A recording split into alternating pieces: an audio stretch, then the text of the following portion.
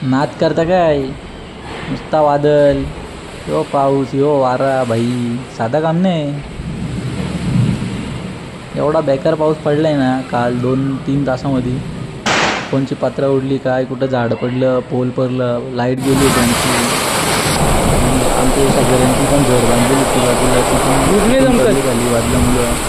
पुढच्या व्हिडिओ बघा आम्ही मच्छीला धंदा लावतो तर समोरची बिल्डिंग आहे, तिची पत्रा माझ्या समोर डायरेक्ट उडली पडली. डेंजरस झालं होती बापा, कसा कसा पालायला तुम्ही तर टाकल्यात पडली असती माझ्या. रस्त्याला कुत्रा दिसत नव्हता तिथे, एवढा वादळ वारा चालू होता. जाम भिजलो.